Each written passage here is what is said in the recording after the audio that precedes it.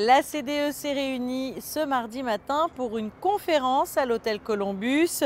L'invité était le nouveau économiste de Coface, Julien Marsili. Il a fait le point sur le récent colloque Risque Pays Coface qui s'est tenu fin janvier à Paris. Le reportage d'Alexandra Pani. Investir à l'international en toute connaissance de cause. Voici l'enjeu de la Chambre de développement économique de Monaco. Depuis maintenant 9 ans, avec ses deux partenaires, la BPCA et Gramalia Assurance, la CDE invite en principauté le groupe Coface, spécialisé dans l'assurance crédit, l'occasion de faire un état de l'économie mondiale actuelle. C'est un outil essentiel pour le développement à l'étranger.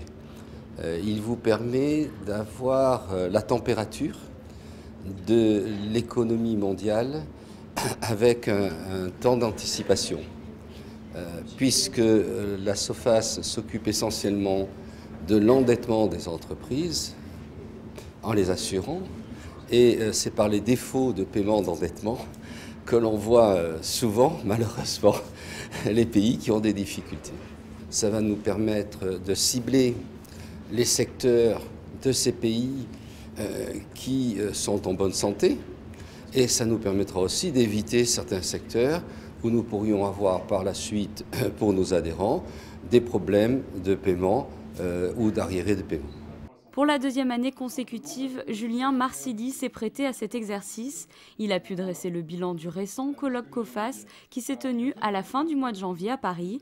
C'est un message positif qui en ressort, avec une accélération de la croissance mondiale due aux économies des pays avancés.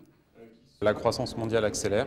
Alors certes, on est toujours loin des niveaux qu'on avait pu voir avant la crise de 2008-2009, mais au moins la croissance, d'après nous, sera plus forte cette année qu'elle ne l'était l'année dernière et encore plus forte que l'année d'avant.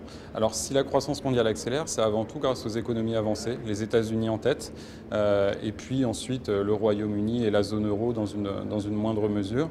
Et de l'autre côté, on voit de plus en plus de vulnérabilités qui proviennent des pays émergents. Mais donc au final, notre message global est quand même assez positif, même si bien sûr il y a encore énormément de risques à souligner au niveau de l'économie mondiale. Les pays émergents qui sont un peu fragilisés aujourd'hui, ce sont les grands pays émergents, ceux qu'on appelle plus communément les BRIC, donc notamment la Russie, le Brésil et puis un peu moins également la Chine. Mais de l'autre côté, comme vous le disiez, il y a d'autres pays émergents qui, à l'inverse, ne voient pas leur croissance ralentir, mais accélérer. Et donc là, je pense notamment à des pays comme les Philippines, comme l'Indonésie, comme le Sri Lanka, comme le Vietnam, sur lesquels on est aujourd'hui plus positif. L'évaluation du risque par pays était bien entendu au cœur de l'intérêt des 70 adhérents présents ce mardi matin. De nombreux pays partenaires de la principauté ont été évoqués.